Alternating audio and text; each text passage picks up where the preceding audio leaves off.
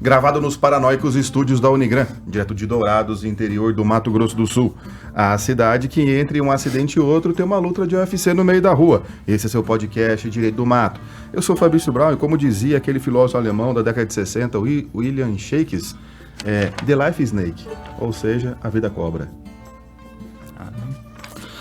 E aqui é o professor Vinícius de Almeida e professor Fernando. Sabe o que é isso? Um furo no roteiro.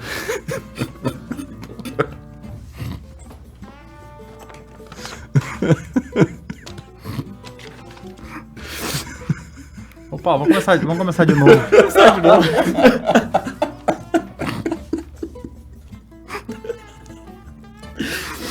Ai, cara. É por isso que ele tá segurando, faz tempo que ele tá segurando aqui pra rir, né? Até fechou minha tela aqui com a minha frase. Até o salmo fugiu. Eu sou o professor Fernando Machado, com trombetas e som de cornetas, exultai perante a face do Senhor. Amém, irmão. E vamos dar início a mais um podcast do Direito do Mato.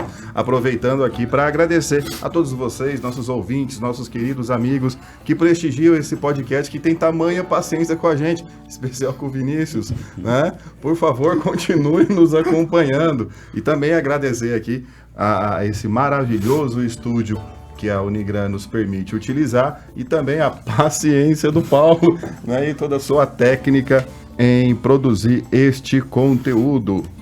E não faça esse furo com a gente e acompanhe o Direito do Mato nas redes sociais, confere o nosso perfil lá no Instagram. É um espaço aberto para você sempre enviar dicas, sugestão, qualquer dúvida pra gente. Também acompanhe os nossos episódios passados em todas as redes de streaming. Lá na descrição do nosso perfil vai ter lá uma aba para você poder escolher, tanto no Spotify, no nosso canal no YouTube, no Rumble. E se você estiver vendo no YouTube, já deixa aí um joinha pra gente, um comentário e ativa o sininho para receber novas notificações.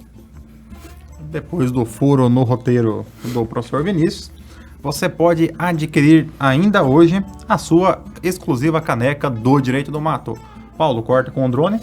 A nossa caneca do Direito do Mato está disponível para venda, temos disponibilidade pronta entrega e podemos enviar para qualquer cidade do país, inclusive para o exterior por meio da Shopee. Entre em contato conosco e adquira já a sua caneca do Direito do Mato. E agora o espaço para os nossos patrocinadores. É, isso aí. Não veio mais nenhum, ainda bem. Não tinha mais espaço para nenhum. Continuamos sem nenhum patrocinador.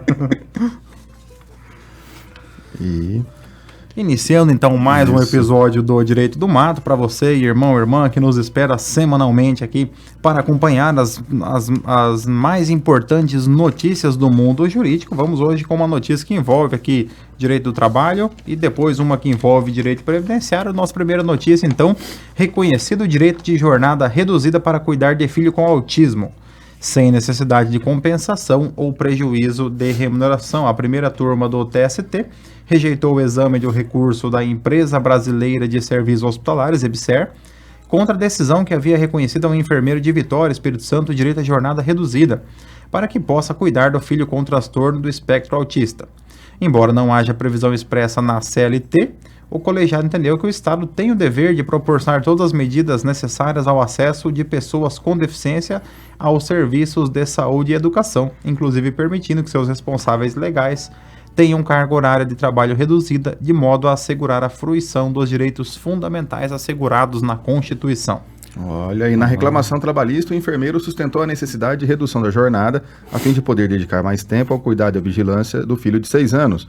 Para a recomendação médica, os cuidados especiais necessários incluem alimentação, medicamentos controlados, consultas médicas, psicoterapia comportamental, 30 horas semanais, fonoaudióloga, 5 horas por semana, terapia ocupacional com integração sensorial, 3 horas por semana e psicopedagoga, 2 horas por semana. O juiz da 13ª Vara do Trabalho de Vitória deferiu o pedido e determinou ao EBSER a imediata redução da carga horária do enfermeiro, de 36 para 20 horas semanais. O relator do recurso de revista da EBSER, ministro Hugo Sherman, Lembrou que a Constituição Federal considera dever da família, da sociedade e do Estado assegurar à criança, ao adolescente e ao jovem, com absoluta prioridade, o direito à vida, à saúde, à alimentação, à educação, ao lazer, à profissionalização, à cultura, à dignidade, ao respeito, à liberdade, à convivência familiar e comunitária, além de colocá-los a salvo de toda forma de negligência, discriminação, exploração, violência, crueldade e opressão. Além disso, estabelece que é competência comum da União, dos Estados, do Distrito Federal e dos municípios cuidar da saúde e da assistência pública, da proteção e garantia das pessoas com deficiência. A proteção legal também encontra lugar no Estatuto da Criança e do Adolescente, que assegura à criança oportunidades e facilidades para facultar seu desenvolvimento integral, em condições de liberdade e de dignidade. Já a Lei 12.764, 2012, que institui a Política Nacional de Proteção dos Direitos da Pessoa Autista, reconheceu expressamente que essas pessoas são consideradas, para todos os efeitos legais, pessoas com deficiência, com direito ao acesso e ações e serviços de saúde em atenção integral às suas necessidades, incluindo atendimento multiprofissional. Por fim, a Convenção Internacional sobre os Direitos da Criança assegura que as crianças com deficiência física ou mentais devem desfrutar de uma vida plena e decente, em condições que garantam sua dignidade, favoreçam sua autonomia e facilitem sua participação ativa na comunidade. A partir da interpretação sistemática da legislação constitucional e infraconstitucional e das convenções internacionais válidas no Brasil, o colegiado concluiu que deve ser mantida a redução da carga horária, aplicando por analogia o disposto no regime jurídico único, Lei 8.102 de 1990, que assegura esse direito aos servidores públicos da União. Então nós temos aqui muitos assuntos para discutir em relação a essa notícia, uma decisão bastante interessante. E tomara, né, que essa decisão então sirva aí de influência para outras decisões no mesmo sentido. Então, o primeiro ponto aqui, no caso em tela, um enfermeiro vinculado à EBSER. A EBSER é a Empresa Brasileira de Serviços Hospitalares, é uma empresa pública criada para a gestão dos hospitais universitários e outros hospitais federais. Os trabalhadores vinculados à EBSER, eles são empregados públicos, eles não são servidores efetivos da União. Então, quando essa empresa assumiu a administração, hoje nos hospitais federais administrados pela EBSER, você ainda tem servidores efetivos, porém eles vão gradativamente sendo substituídos por empregados públicos que têm um regime jurídico diferente dos servidores efetivos. Nesse caso, então esse enfermeiro, ele ingressou com uma ação pedindo a equiparação dele, a equiparação do caso dele ao de um servidor público efetivo da União, que tem a garantia do horário especial para cuidar de dependente com deficiência. Conforme menciona aqui a notícia, não há previsão na CLT para que o empregado tenha horário especial para cuidar de dependente. A CLT não traz. Então, a CLT, que normalmente é a norma que rege as relações de trabalho do direito privado, ela não impõe essa obrigação para as empresas em relação aos seus empregados. Então, na CLT, nós não temos essa previsão. Porém, nós temos essa previsão na Lei 8.112, que é a lei que rege os servidores públicos federais. Como os empregados públicos, eles atuam também para a administração pública indireta, então a decisão equiparou os empregados públicos, especificamente para esse direito, garantindo que eles também tenham o acesso à redução do horário para cuidar de pessoa com deficiência, o que é uma decisão bastante interessante. Essa aqui é uma decisão realmente muito interessante, porque é uma coisa característica da Justiça do Trabalho, esse navegar não apenas na legislação brasileira, mas também em âmbito internacional. A Justiça do Trabalho é bem louvável em toda hora utilizar os tratados que o Brasil faz parte. E já houve outras decisões parte do TST onde ele apresentava essa situação que é uma coisa meio que nova para o direito brasileiro trabalhar, que é que o Brasil ele abraça todo um sistema protetivo nacional e internacional para a pessoa com deficiência, mas ela não olha a pessoa que convive com a pessoa com deficiência, que muitas vezes acaba se encaixando nessa situação. Precisa ter essa adequação na sua jornada de trabalho para poder cuidar dessa pessoa que acaba exigindo a sua atenção. E aí o TST, agora dessa forma inovativa, né, ele vem fazendo esse abraço que eu achei muito interessante, muito, muito relevante por parte do TST. E aí fica até um tema aí de TCC. essa possibilidade de você estender os direitos da pessoa com deficiência para as pessoas que cuidam das pessoas com deficiência. Eu não estou acostumado com tamanha tecnologia, toda vez que a câmera ali mexe eu perco o foco. Eu ainda estou acostumado só com aquela câmera estática ali. Ela se mexe, eu fico nervoso. Voltando aqui à nossa notícia, aqui essa diferença interessante que nós temos em relação ao regime jurídico dos trabalhadores das empresas públicas e sociedades de economia mista e o regime jurídico dos servidores da administração direta e autarca e fundacional da União. Nós temos na administração pública a administração pública direta, que tem regime jurídico de direito público, União, Estados, Distrito Federal e municípios, e temos a administração pública indireta, autarquias, fundações, empresas públicas e sociedades de economia mista. As autarquias e as fundações, em regra, têm natureza jurídica de direito público, embora possam haver fundações privadas. Porém, as empresas públicas e as sociedades de economia mista, Caixa Econômica, Correios, Embrapa, EBSER, Banco do Brasil, elas possuem um regime jurídico privado. Desse modo, os trabalhadores das empresas estatais, eles são regidos pela CLT. Só que eles são regidos pela CLT, porém, eles não se aplicam todas as disposições da CLT no caso desses trabalhadores. É como se eles ficassem numa situação intermediária. Eles nem são totalmente privados, porque eles trabalham em empresas estatais, e eles não são também servidores públicos efetivos.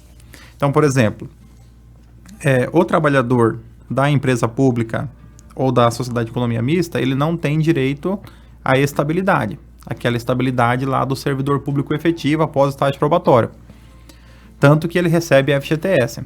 Porém, o empregado público, ele não pode ser demitido sem justa causa. Ele só poderá ser demitido se houver um processo administrativo que vai ser assegurado contraditório e ampla defesa. Então, ele nem tem a estabilidade, mas também não pode ser demitido sem justa causa, indenizado, por exemplo, como poderia ser um trabalhador privado. Forma de ingresso também, né? A forma de ingresso também por meio de concurso público. Eu acredito também que essa decisão só foi possível porque era um empregado público, para fazer equiparação com a Lei 8.112, né? Porque exigir isso de uma empresa totalmente privada, que tem a liberdade para demitir o funcionário, o seu empregado, sem justa causa, a redução de jornada sem a compensação necessariamente da redução também do seu salário, implicaria num futuro muito breve na demissão desse empregado, né? Por causa do custo por parte do empregador. Nesse caso aqui, a decisão ela faz a distinção. Ela entende que esse ônus ele não pode ser transferido para a empresa privada. Ele é um ônus do Estado. Então, o Estado, como ele exige políticas a serem implantadas por toda a sociedade, o Estado também, quando ele é o responsável, ele deve implantar. Nesse caso aqui, então, realmente só foi possível por quê? Porque como empregado público federal, ele foi equiparado a um servidor público federal para fins de alcançar esse direito. Outro ponto importante aqui, o professor Vinícius pode falar? Lembrando aí para o nosso irmão, irmã que vai fazer a prova do OAB, que eventualmente cai ali ou internacional ou constitucional, que cai alguma coisa sobre a força normativa dos tratados internacionais. E nós temos uma previsão interessante, inclusive nós temos um único tratado que ele foi recepcionado na forma do artigo 5º, parágrafo 3º da Constituição, né, professor Vinícius? É a Convenção de Nova York sobre a proteção das pessoas com deficiência. Ele acaba sendo uma norma, um tratado internacional incorporado no Brasil equiparado a uma emenda constitucional. Então, ele integra aquilo que a gente chama de bloco de constitucionalidade. Então, aqui tem uma situação bem engraçada. É possível propor uma ADIM, tomando como parâmetro justamente esse tratado internacional. E, além disso, a própria notícia ele menciona também essa Convenção Internacional sobre o Direito das Crianças, que é um tratado sobre direitos humanos, mas não está dentro do artigo 5º, parágrafo 3º. Então, ele é considerado um tratado de normas, uma norma supralegal, que está acima da Constituição, está abaixo da Constituição, né? Só que está acima de todas as outras normas do direito brasileiro. O que acaba protegendo mais, né? Dando uma maior blindagem, assim, a essas pessoas.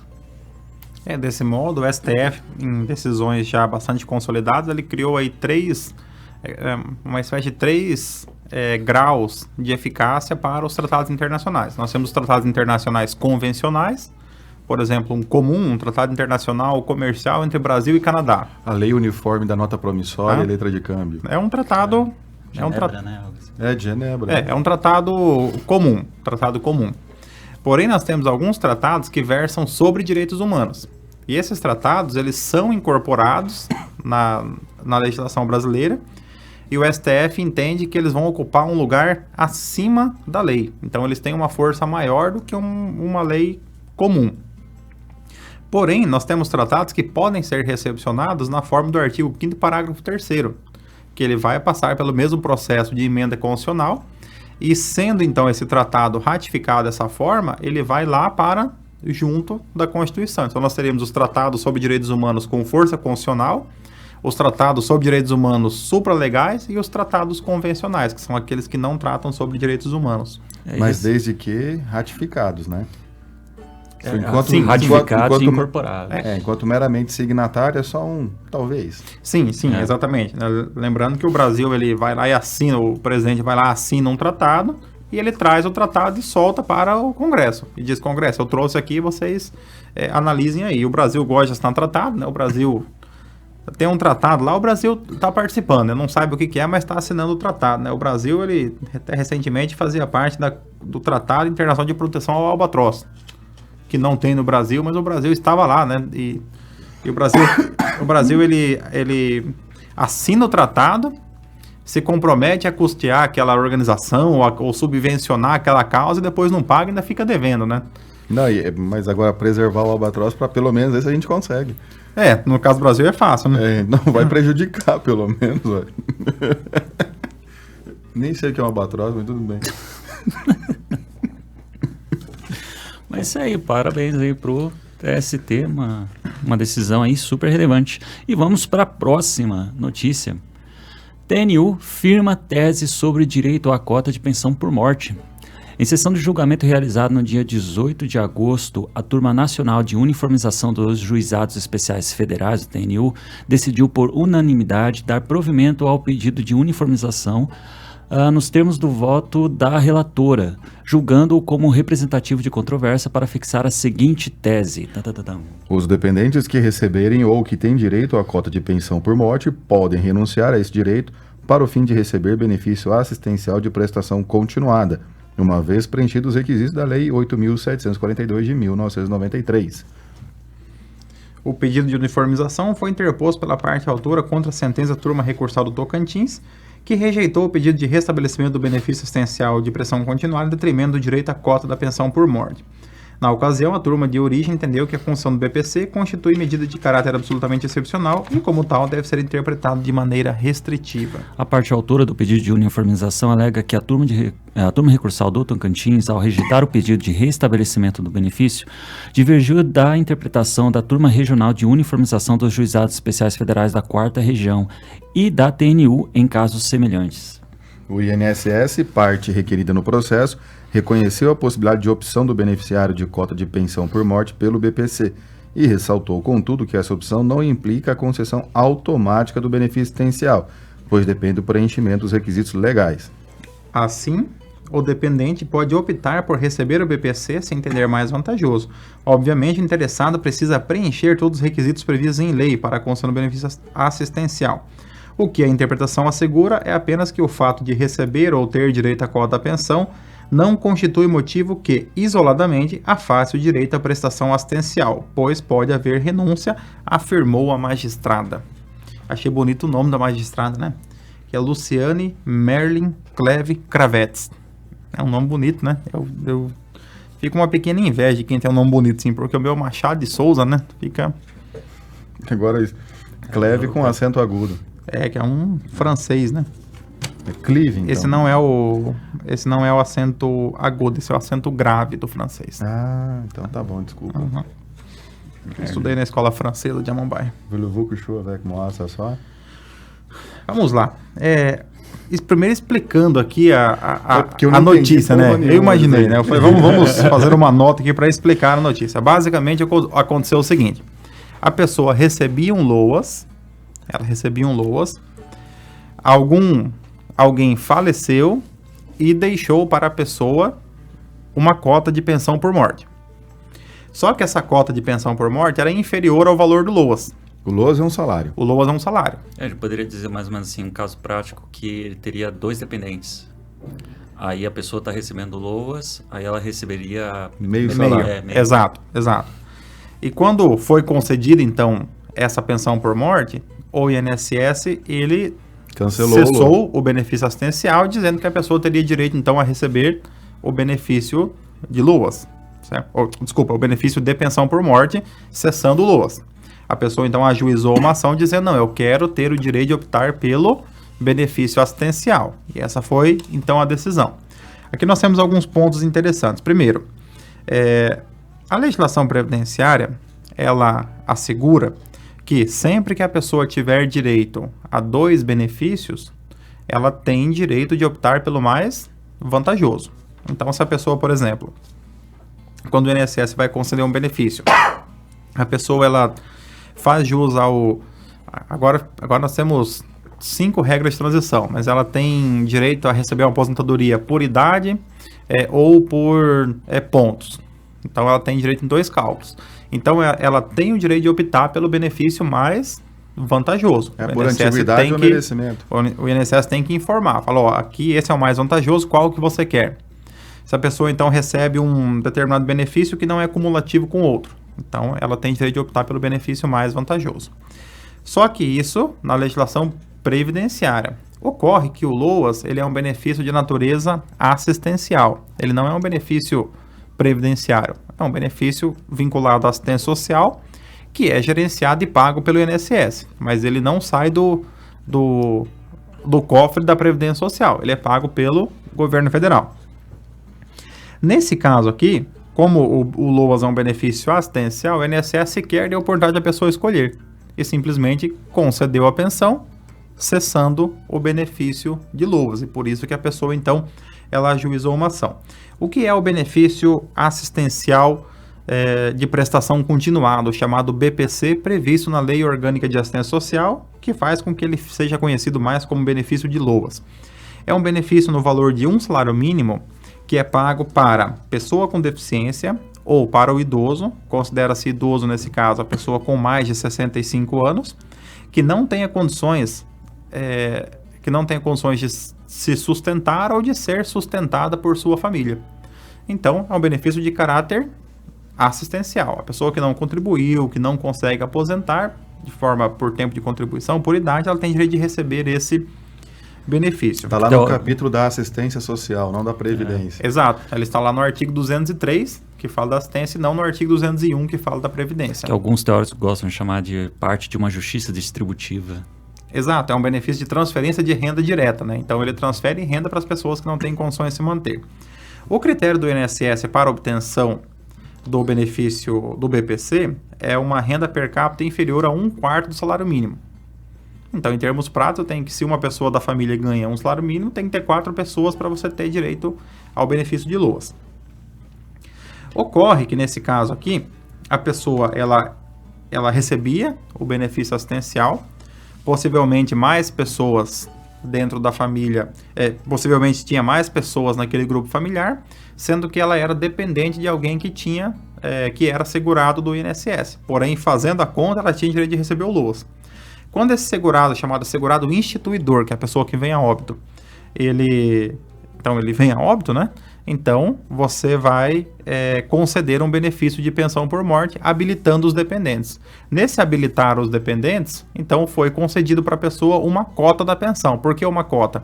Porque se era ali, vamos imaginar que fosse um filho. Se tem o filho e mais 4 irmãos e mais deixou a esposa, então vai dividir em 6. Então, imagine que fosse ali um salário mínimo, dividiu em 6, a pensão divide em 6, cada um recebe 1/6 do salário uma mínimo. cota, que seria 1/6 do salário mínimo. Então, a pessoa, evidentemente, que ela prefere receber o benefício assistencial.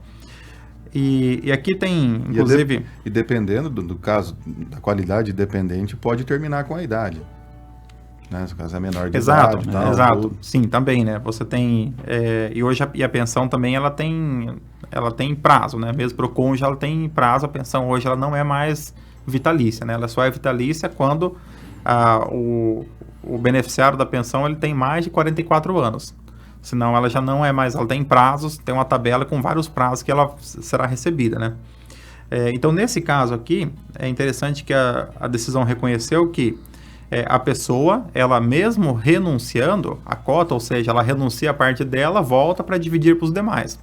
Mas ela tem que se verificar se, quando você renuncia a cota e vai para os demais, se ainda assim a pessoa mantém o direito ao benefício. Porque agora você tem uma pessoa a menos no grupo familiar para fazer a divisão da renda. Então precisa verificar também, não é um direito automático, tem que verificar se a pessoa continua tendo direito ao benefício. Se você entrar numa temática de direitos humanos, que isso aqui acaba sendo incluído, né, porque é direito social, os direitos fundamentais, direitos humanos, eles são irrenunciáveis, né? Então, teoricamente, não tem como renunciar o direito a receber a cota, mas tem como renunciar o exercício a esse direito. Então, ela pode dizer assim que neste momento ela não quer exercer esse direito de receber, mas em uma situação futura, talvez ela possa requerer novamente, utilizando esse argumento da irrenunciabilidade dos direitos fundamentais. Que é basicamente uma consequência meio lógica disso aqui, né? Desse entendimento. Mas o INSS concorda com a irrenunciabilidade dos direitos fundamentais? Não, o INSS não. E um ponto interessante também, só para a gente fechar aqui, é que quando uma pessoa da família recebe um benefício assistencial, esse benefício assistencial, ele não entra no cálculo da renda para um outro benefício assistencial do mesmo grupo familiar. Então, vamos pensar numa situação que hoje acaba sendo mais comum. 2 ou 3 irmãos idosos que ficam ali morando na mesma casa. Então, se nenhum deles tem renda, os 3 poderiam receber o benefício assistencial. Por quê?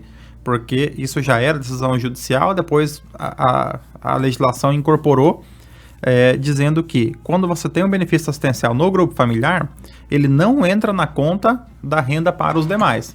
Então, eu tenho lá uma pessoa que recebe um LOAS, então eu descarto a renda dele e faço então a divisão da renda ali da família pelas outras pessoas. Nesse nosso exemplo, ninguém teria renda, porque o LOAS não considera como renda para fim de cálculo de um outro benefício assistencial. Interessantemente interessante. Bastante. E essa briga é por um salário. Essa briga é por um salário. Esse TNU é tipo o STJ do Juizado Federal? É como se fosse um mini STJ. Exatamente. Por quê? Porque... Até porque em regra não dá para chegar para o STJ.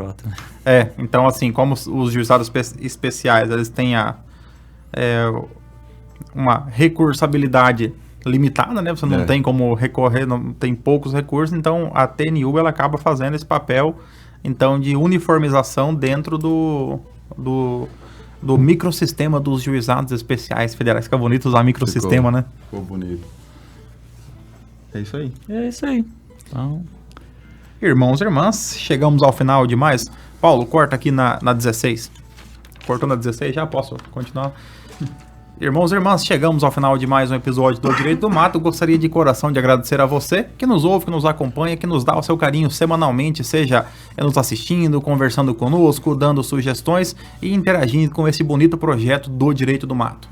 E exerça o seu direito de poder seguir a gente nas redes sociais, confere o nosso perfil lá no Instagram, acompanha lá Direito do Mato e também acompanha os nossos episódios passados em todas as redes de streaming que melhor lhe apetece. Acompanhe a gente no Rumble, nem que seja por dó do Vinícius. Assistidos ou beneficiários, tenham todos uma ótima semana, um grande abraço, sejam felizes. Acho que essa aí é a 2, então tá bom.